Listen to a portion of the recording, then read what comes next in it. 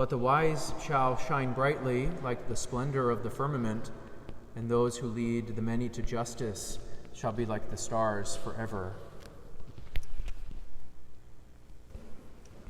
It seems like it was just yesterday that we were celebrating Halloween. Can't believe it's the middle of November already. But that passage from the book of Daniel was reminding me of something that I mentioned on Halloween, actually the day after, All Saints' Day. And for those of you who weren't around for, at least for my masses, and I was celebrating that, I made it a point to remind everybody that Halloween is actually a Catholic holiday. All Hallows is the name, its original name, All Hallows Eve, the evening before All Hallows, which is All Saints, the night before All Saints' Day. So it's a Catholic holiday. And I was reflecting a little bit about, it's fun to see the way that the children dress up, the costumes that they wear. And every time All Saints' Day rolls around, it always reminds me of something that I heard while I was at the seminary. A priest was giving us a day of recollection, it's called, which is just kind of like a in-house retreat. And he said that throughout the ages, throughout time, humanity goes through these periods of darkness, whether that's because of war, some sort of strife, some sort of difficulty, maybe like the one we're going through right now, past couple of years. And he said during those periods, a phenomenon occurs where people arise to lead the way. And he said those are the heroes in our world. The heroes are these people who set up lights, so as it were, in the darkness for people to walk by. And we see during Halloween the heroes that the children want to be like. But we can't lose sight of the fact that as a Catholic holiday, that's looking at the saints. And the priest on that day of recollection, he said, even though the heroes are the ones who set up lights for people to walk by, it is the saints who are the lights themselves. So we have these heroes in our world that set up lights for us to walk by when things seem dark. But the saints are the light themselves. And this past week, I had this amazing opportunity to reflect on one of the great saints in our tradition, Mother Teresa of Calcutta, because her sisters who live in San Francisco, they have their novitiate there. They come from all over the Americas to study in San Francisco. They came on Monday, and they wanted to have a little day of recollection of their own to celebrate the year of St. Joseph, so they came here. And I was expecting like 4 or 5 of them because they're stationed at different houses. They have different assignments around the Bay Area. So I was expecting one of these little groups to come, but all of the novices came. There was about 20 of them with some of their formators. And they sang beautifully.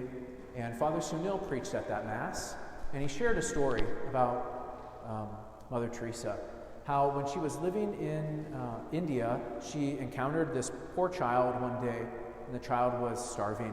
And she took the child by the hand to a local baker, and she knocked on the baker's door, and she asked for some food for the child.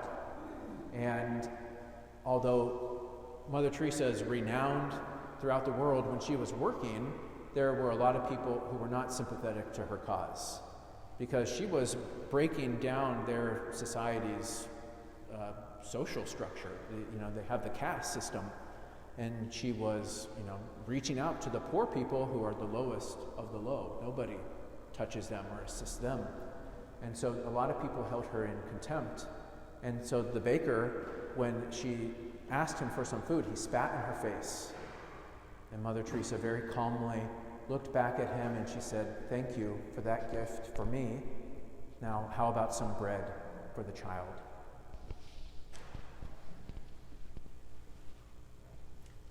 But the wise shall shine brightly like the splendor of the firmament, and those who lead the many to justice shall be like the stars forever. In that moment, she led that man to justice, did she not? She opened up his eyes and his heart to see somebody who was suffering, And because of that, she is a saint. She is the light. But the thing that we have to remember is that the saints are not saints because of anything that they did on their own. The question that we ask ourselves is, did they manifest that light on their own? Is it something that they created, that they developed because of their own strengths and merits and talents? And one way that we can look at it, we can't really do it right now in the dark, but if you come back in the day and you look at the stained glass windows, you see that we have depictions of the saints, and they always have that aura of light. It's their halo. And we can see a couple of examples up there. There's 3 of them: our Blessed Mother, Mary Magdalene, and the beloved Apostle, John. But the question is, who else has a halo? Jesus Christ. So the light that is within the saints is not their own. It's something that comes from Him. It's something that God extends. It's something that God offers freely and wholeheartedly, holding nothing back. And that's why when Mary was approached by the angel Gabriel, he said, "Hail, full of grace," which means full of the gift of God. She had nothing of her own. She claimed nothing of her own apart from God. She was wholly open to receive, and then she was wholly open to give away what she had received. The problem with humanity since the beginning of our creation is that we have this temptation to look at the light that is offered to us and attribute it to something else that is not God. We see that from the very beginning, from creation, Adam and Eve being tempted to become like God without God. You can become like God. You don't need God to do it. And so we walk through life and we raise up, we see these lights, and we raise up, maybe it's somebody else in our life, we elevate them to the status of God. Or if it's not somebody else, sometimes it's ourselves. And if it's not another human being, sometimes it's an object. And when we do that, we call that idolatry. And that has been the problem with humanity since our creation, is we worship idols. We worship things that are not God, when all the while God is saying, "I'm here for you. I want to give myself to you." And our religion that stems from the Jewish faith is about God responding to that fallen desire and gathering us again and to restore us to right relationship with Him. And we see this throughout the writings of the prophets. God speaking through the prophets to call people back to Him. And that there was going to be a moment in human history when God would judge all the times when we set something up to be God that was not God. And especially these foreign powers that oppressed the Jewish people, there was going to be a day of vindication called the Day of the Lord, when God would judge them and He would return to His rightful place as the King of the universe. It was called the Day of the Lord. And the prophets from Isaiah to Ezekiel to Joel and Daniel, who we have today, they write about this Day of the Lord, and they use this very peculiar language called apocalyptic. And we've heard that word before. It's a Greek word that simply means a revelation, an unveiling. It sounds like very scary, very ominous language. The sun is going to be darkened, the stars are going to fall from the sky, the earth is going to be shaken. But what it means is that God is going to come again. And all of creation, the God of creation all of creation, the world is going to feel His presence when He returns. And Daniel, who we heard, is speaking about that. And that book was written and compiled during a period of great tribulation, great darkness for the people, the Jewish people. Around the 2nd century before Jesus, they were under the oppression of the Greek Empire. And the ruler at that time, his name was Antiochus Epiphanes. And that's another Greek word that we've heard before, the Epiphany. We attribute it to the revelation of the child Jesus to the Magi. But this person claimed that title for himself before Christ. He said, "I am the revelation of God. I am the manifestation of God." And the book of Daniel is this reminder that no, the one true God is going to come, and the earth is going to be shaken, and the enemies of Israel are going to be scattered, and God's people are going to be restored. So Jesus comes along, and in the gospel from today, we hear Jesus speaking in these apocalyptic terms. He's actually quoting the book of Daniel when he says, "You will see the Son of Man coming in glory." The day of the Lord, the long-expected day when Israel's enemies would be squashed, when God would come and bring vindication for his people, Jesus is saying, it's here. So you don't have to go looking in the stars, in creation, in your horoscope, in your tarot cards, in the psychics, for the day when the second coming or the end of the world is going to come, because Jesus has inaugurated the day of the Lord, the day when our enemies have been crushed. And it's not the enemies from without that we have to be concerned about. That's not really the enemy that God wanted to liberate us from. The definitive enemy that kept us from him was sin, was death. This inclination in our heart to make something God that is not God. And on the cross, Jesus destroyed sin. He destroyed death. He set us free. So we don't have to go looking out into the world for this moment, this big moment when God is going to come and set us free. We don't have to go looking for the signs in the sky. The sign is right there. But what we do have to do is we have to be prepared. Not so much thinking about the end of time, but perhaps the end of our life. There's a phrase in our Catholic tradition called memento mori, remember your death, and prepare yourself for that moment because you don't know when it's going to come. And one of the ways that we can do that is we can put ourselves in the position of our ancestors in faith, and we can ask ourselves, is there any idolatry in my life? Maybe I have something that I have elevated to the level of God that gets in the way of me following the one true God. And I saw something very explicit a couple of weeks ago. I was watching the news, and have you ever seen those devotional candles that have the images of like the Sacred Heart, Immaculate Heart, St. Michael, St. Jude is a popular one. People light them when they need prayers. Well, I saw one, and it had Dr. Fauci's image on it. The really sad thing about it was that it wasn't Dr. Fauci in his doctor's outfit, but it was Dr. Fauci's head pasted on the Sacred Heart of Jesus' body. Now, I'm not knocking Dr. Fauci. Dr. Fauci didn't ask to be on that candle, but somebody, jokingly, elevated him to a status that he should not have. And maybe you're thinking, okay, Father Mario, I don't think Dr. Fauci is a god.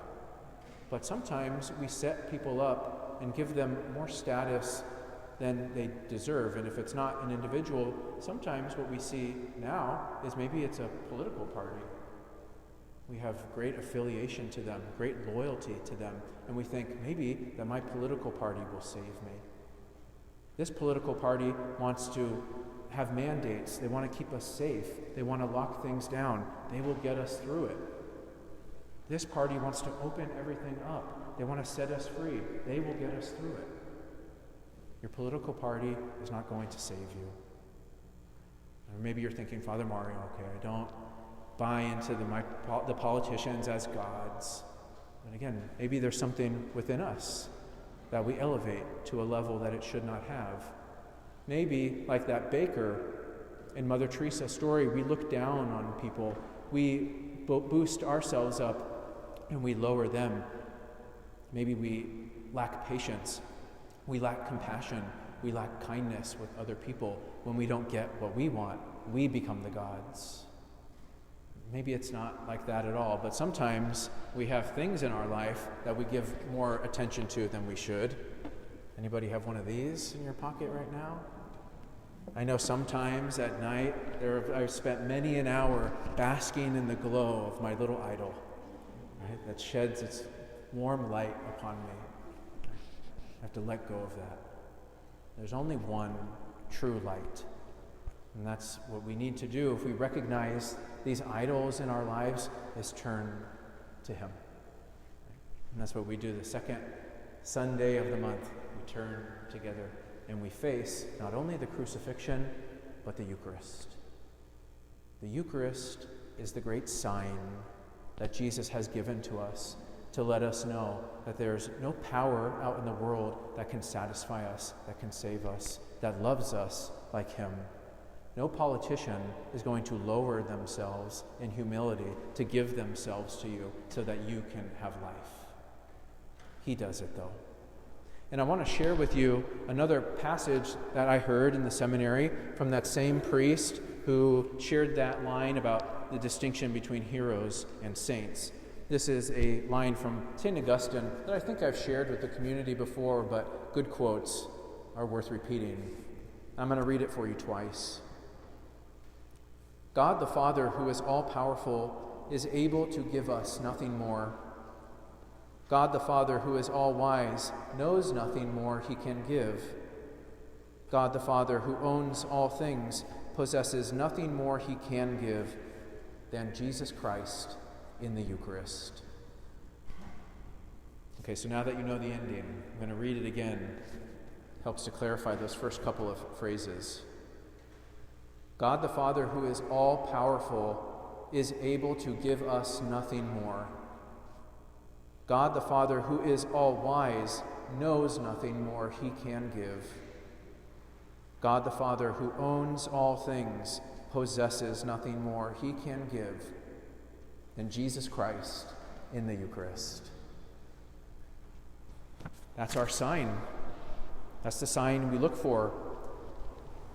And as the end of the liturgical year comes and we look ahead to Christ the King next weekend, we ask ourselves, how can I follow him closer? How can I imitate him better? Make myself a gift to other people as he has done for me. You think about the lives of those great saints like Mother Teresa, who was able to love with such radical availability and generosity. How was she able to do that? It was the Eucharist.